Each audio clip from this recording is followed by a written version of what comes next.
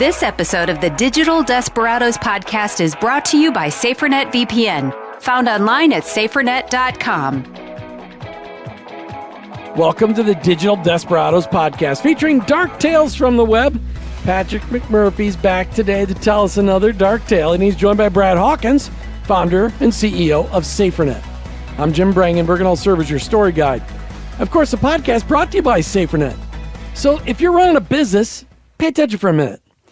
SaferNet is a cloud-connected cybersecurity app for your devices, your phone, your laptops, your tablets, your PC. Get peace of mind today with their internet filters, their antivirus, their VPN, so much more. Go online and get secured. SaferNet.com. That's SaferNet.com. All right, Mr. McMurphy, what dark tale are you telling us today? Today, Jim, I want to talk about Kevin Poulsen, aka Dark Dante. And so I love this guy. Everyone in hacking loves this guy. White hat, black hat, everyone loves him.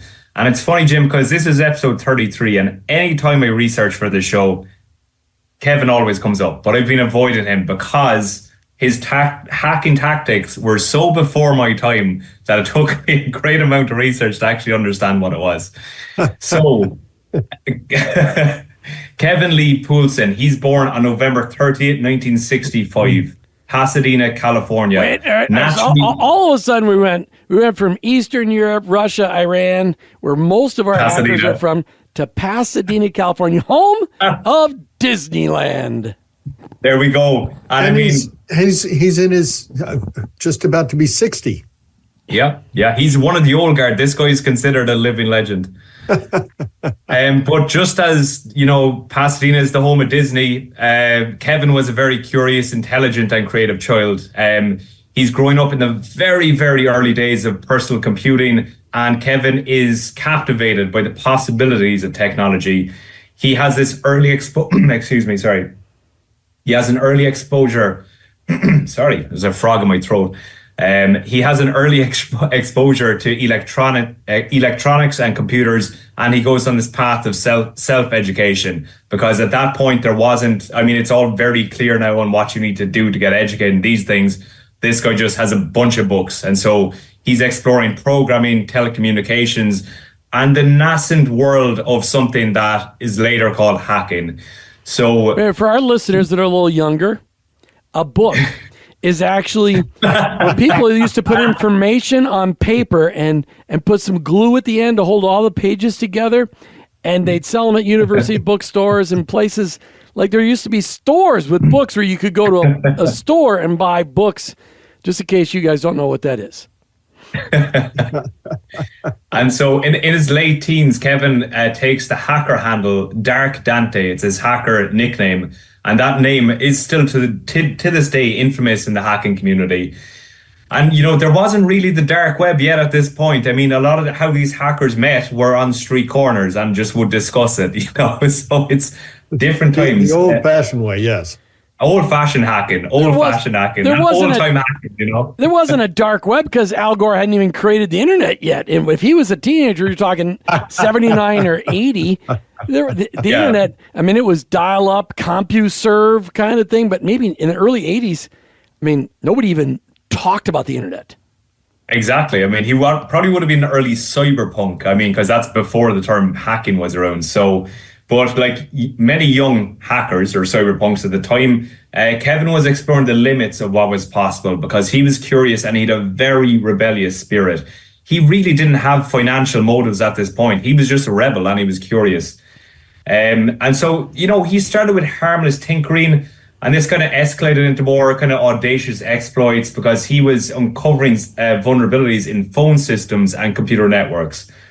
So in the late 80s and then very early 90s, he became a prominent figure in the hacking world. He gained a reputation for expertise technically, and he kind of has this fearless approach to high-profile hacks.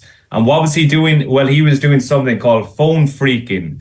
So you guys probably know what this is. I had to do a lot of Googling to figure out what phreaking was. So just to explain it, phreaking involves exploiting vulnerabilities in telecommunication systems to gain unauthorized access, often to make free calls, manipulate phone lines, or disrupt services.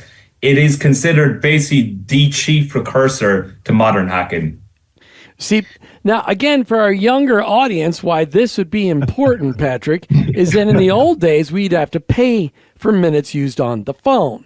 So if you made a call from, say, Los Angeles to San Francisco, you'd pay maybe 30 cents a minute, maybe $1, depending if you decide to call Europe. It could be $2 or $3 a minute. And so to manipulate free phone lines and free phone calls, you'd be saving a lot of money and hurting Ma Bell. Because back then, that was before Ma Bell got broken up into a bunch of baby bells. And for those that don't understand that, it's Mountain Bell for anyone that doesn't know what a Ma Bell is. This is an education for me tonight. Yeah, you have no idea what you can learn from the past talking to somebody old. Wow. I'm telling you, I just thought it was about cybersecurity, but here I am. But one of his most famous early phreaking hacks was June 1st, 1990. There was a very famous Los Angeles radio station called Kiss FM. They were running a promotional contest, and the contest was the 102nd caller would win a Porsche 944 S2. And so basically, Kevin hacked into the phone's system, ensuring that only his calls would get through, and he guaranteed his victory this way. So his reputation shot up because now there was a hacker driving around LA in a Porsche who had done this through manipulating phone lines. So this guy... Oh, that's amazing. Yeah, it was well known. But and for our listeners who don't know what a Porsche 944 was, it was basically a glorified Volkswagen. It was a 5-speed Porsche. When you shut the doors, it made your ears pop. The clutches were so deep, if you were short, you couldn't reach the clutch all the way to the well of your feet. It was a fun car to drive, but nothing like the Porsches of today. It was literally poor man's Porsche. Yes, I've driven one. Patrick, he's not impressed at all, Brad. Sorry. I am. It's still a Porsche. A Porsche is a Porsche. No, it literally, it felt like you were driving a Volkswagen of the day. It literally was. It would impress me. It would definitely impress me. But Kevin's hacking exploits, they kind of start going far beyond radio contests. So he was like, oh, who should I hack phone lines up next? He's like, oh, what about the US government? What about the FBI? Let's get into classified information. And so he was so good at this that it was very easy for him to hack into the phone lines of the FBI. By manipulating their phone and computer systems, he was effectively able to eavesdrop on communications, obtain records that normally are only accessible to high-ranking officials. And so this actually made him become a fugitive. The FBI, of course, are starting to investigate. So late 1990, he has to go underground and start evading capture for more than a year. Yeah, that's because the FBI only likes to listen on others. They don't like you listening in on them. All right, SaferNet. So at this point in time, SaferNet didn't need to exist because everything this guy was doing was on phone lines. But today, you need a VPN on your internet access. Not only will it speed up your internet access speed, it substantially increases your ability to be productive online. SaferNet, your ultimate cybersecurity solution with a VPN, virus protection, website controls. Stay safe online. Get secured at SaferNet.com. SaferNet.com. Don't wait. It's changed our life. Okay, so now we got a fugitive. Finally, a story with a fugitive. Patrick, you've disappointed us the last several episodes. No fugitives. Today we got a fugitive. So Kevin's on the run. Is he on a bus with a whole bunch of guys? and does the bus get hit by a train? Sorry. Not in this story, unfortunately. But, he's on the run, but he doesn't stop with these phone lines and the phreaking. One kind of particular bold instance, and now I actually remember this show myself. I saw, I think, later reruns in Europe, but Unsolved Mysteries was a famous TV show. And so they had this 1-800 call-in lines. And so they were airing an episode about him, saying he was on the run, and he was watching it. So he immediately just crashed their phone systems. So this guy is just brazen. He's like, of course he did. Me? Yeah, it's just phone line gone. You talking about me? You talking about me? Now, what's interesting about this is that hacking phone lines back then was not. Nowadays, we think about phone lines as being part of the internet. I mean, most all phone lines use part of the internet for what they're doing. In that world, it was all electronics. It was all transferring electricity through lines, and so it's a totally different strategy than what we know of today. Yeah, and I mean that really ties into Kevin's kind of expertise in telecommunications that he had growing up, because as you said, Brad, it is these. I don't want to say analog systems, but they were much further away than how digital things are nowadays. Yeah. But unfortunately, April 1991, Kevin gets arrested. He's in a supermarket in Los Angeles. He gets picked up. FBI charge him with multiple offenses, including conspiracy, wire fraud, computer fraud. So June 1994, Kevin pleads guilty to 7 counts, including hacking into federal computers and intercepting wire communications. Something you should never do. Hey, we're having a little bit of Max Headroom effect with you, Patrick. Can you just check to make sure there's nothing else? Make sure that Kevin Poulsen's not trying to get into your internet access right while we're doing this show. All right, so just double check on that. But really, what Patrick just said is that he gets arrested in April 1991. Brad, do you remember what you were doing in April 1991? April 1991, I had my wisdom teeth taken out. I can remember that like it was yesterday. All right, but he's still in Los Angeles. He's still near Disneyland, and so he never went anywhere, and he gets arrested. Oh, and he's pled guilty to 7 counts, including hacking into federal computers and intercepting wire communications. I wonder if he was at the grocery store with his Porsche. Yeah, that may have been the giveaway there. May have been the giveaway. But he gets sentenced to 51 months in federal prison. At the time, it was one of the longest, possibly one of the only sentences given to a hacker at the time. Additionally, and this is, for me personally, the worst part, he's barred from using computers or the internet for 3 years. That is tragic. It's just, I can't accept that. You could tell a hacker, sorry, no computers for you, no internet. I mean, back then they had internet cafes everywhere. Yeah, but I mean, I can do prison, but no internet it's different. But if he's in prison, are they going to give him internet there? A lot of them did. Yeah, a lot of them have limited access to computers and things for educational programs and the like. But so Kevin gets released from prison in 1995, and begins a journey of transformation. He decides to leave this criminal past behind. Obviously, he says prison is just not for me, and he wants to channel his technical expertise into something more constructive. He has this interest in technology and security, which has never waned. And so his focus shifts towards journalism, and ethical reporting. So he begins this journalistic career writing for Security Focus. And so it's just a publication focused on cybersecurity. He covers breaking news on hacking, digital security issues, really leveraging a lot of his insider knowledge to give these very unique insights. By 2005, he joins Wired News. He's a senior editor, and he's contributed to a threat level blog. So he's focusing on things like digital privacy, cybercrime, the intersection of technology and society, which again goes into things like social engineering. And he's kind of lauded at this point. He becomes this great writer. He's a depth understanding. He gives these very nuanced perspectives on the ethical and legal implications of cybersecurity. But his investigative journalism leads to some groundbreaking stories. One is 2006. It's a MySpace predator investigation. So Kevin identifies 744 registered sex offenders using MySpace to exploit minors. This actually leads to a lot of arrests and raised huge awareness about social media platforms, especially kids on them.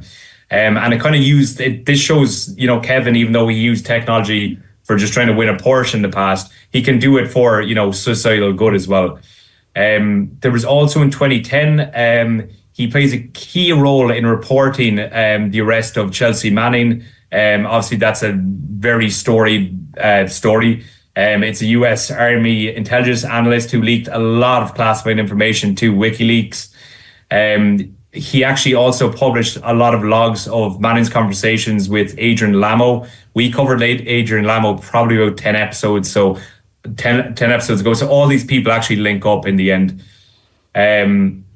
So in 2013, he collaborates with these two guys to develop SecureDrop, and this is a whistleblowing platform basically designed to facilitate secure communications between journalists and their sources. And that's adopted by major news organizations, the New Yorker, Washington Post, and he's getting this reputation as he's a pioneer in this kind of journalistic technology. Kind of funnily enough, in 2011, he writes a very well-received book. It's called Kingpin, How One Hacker Took Over the $1 billion Cybercrime Underground. And so this is actually about Max Butler, Iceman, who I think was our episode 3. And so Kevin was writing about this guy, and that's a book I was basically kind of going over quite quickly before we did that episode. The book kind of gets critical acclaim. It's a gripping narrative. It's definitely worth reading because it explores fully the kind of cybercrime underworld. So, okay, so we got this guy living in Disney World, right next to Disney World. He's what I never figured out is, how's he making money? Hacking all his phone systems? Oh, he got a Porsche. But besides the Porsche, is there any record that his cybercrimes ever made him any money, Patrick? No, and none. He was never actually angled toward financial crimes at all. Again, he was just curious and he was a rebel. That was his. He just wanted to see what he could do. He wanted to kind of, rustle some feathers and things like that. But no, he wasn't in it for the money ever. Wow, that's a lot of punishment for very little reward. Yeah, but he did get a Porsche. He got a Porsche. It was a 944, not a 911. Your favorite Porsche too. Yeah, absolutely. I've driven 911s and I've driven 944s. Yeah. Anyway, so if you're worried about online security, if they just keep in mind, if they can't see you, they can't follow you. Online security, look no further than SaferNet, which offers a seamless protection for any of your businesses. It keeps you safe all day long with protections for your computers, your phones, your handheld device, your laptops, your iPads, whatever it may be. Check out SaferNet. Don't wait any longer. You don't want guys coming in and hacking into you. If sending you a link that you accidentally click on it destroys your life. SaferNet. Online at SaferNet.com. Get it today. All right, Brad. What do you think? Can SaferNet stop this guy? He's gotten sophisticated, but he's only using phone lines. I mean, is anybody doing that anymore? Nobody's even using phone lines anymore. I mean, everything's going through the internet. So, that's not totally true. I mean, believe it or not, I think I still have a phone line at my house because every time I go to cancel it, they give it to me for free for another 3 years. So, but it is interesting because that is the foundation of our communication is the phone lines, and now we've switched. And of course, that's where he wants to hack is the communication. Now our communication is switched to the internet, and so of course that's where all of the focus of hacking goes to the internet, and that's what we're all about. Is we want to protect everybody's ability to be able to communicate, and that's where we shine. We want to be able to stop these people to allow the amazing. I mean, personally, I think the internet is the greatest invention of all time, barring maybe the Industrial Revolution. But if we're able to get it to the place where you can use the internet at its full capacity and keep these type of attacks away from you, it allows you to do so much more, make so much more money, communicate so much safer. Everything falls in line in the way that we need it to be able to fall in line when you're able to use the internet in a safe way. Patrick, this got like a storytell ending to it because it does start near Disney. Yeah, I mean, absolutely. So Kevin, I mean, as of 2024, he's still a very active voice about things like technology, privacy, and of course, cybersecurity. And his story really is one of kind of transformation and redemption. He starts as dark Dante with his free Porsche, but he turns into this respected journalist, author, someone who's committing to societal good. And he kind of exemplifies how individuals can really actually pivot their lives into something more positive. And it's even this notorious figure of Dante then, turning their skills toward positive change. And if you look back in his life, he was part of a generation of hackers who transitioned from this playful curiosity to much more serious breaches with possible national implications. But his career mirrors the evolution of hacking itself, from phone phreaking to kind of high stakes cyber intrusions, and ultimately a path towards accountability and reform. I love that. I love the idea to be able to reform and redeem the past, and it seems like he did a lot of good afterwards. Helping protect people, and so really, it's kind of a interesting story. It'll be interesting to see how he wraps out his career. Yeah, I'm kind of stuck in this 944 thing, and I'm sorry, but okay, so they know that he got it illegitimately by blocking the phone lines. Does it say that they ever took it back from him? I wonder that myself, because he does have a lot of video. It's worth looking up his YouTube talks and stuff. And I do wonder, does he still keep the Porsche? He has to. He must have got it back, right? It's his baby. Wow. It's a great story, Patrick. Appreciate it. You heard it here. The internet and everything digital can have a dark side. Even your landline phone. Get rid of it. There's so many dark players out there. It's why you need SaferNet by your side. VPN, antivirus, 84 web filters, and so much more. Thanks to SaferNet for supporting our efforts to bring these stories to your ears and giving them the exposure they need. A lot of fun today. Go to your local Porsche dealer, see if you can pick up a used 944. Please, for your own security and the security of those you love and those you work with, check out SaferNet.com. Get secured today. Till the next time, click only on the attachments you trust from those you trust and delete the rest, and you may become the next victim of a digital desperado. This episode of the Digital Desperados podcast is brought to you by SaferNet VPN, found online at SaferNet.com. My Windows computer updates security every few days. Is it enough? Stay ahead of cyber threats with SaferNet VPN. For businesses seeking top-notch security without complexity, we've got you covered. Plus, protect your family with powerful internet filters. Experience the ease of cybersecurity with SaferNet VPN. Join us in creating a safer online environment by getting secured now. Sign up at SaferNet.com. That's SaferNet.com.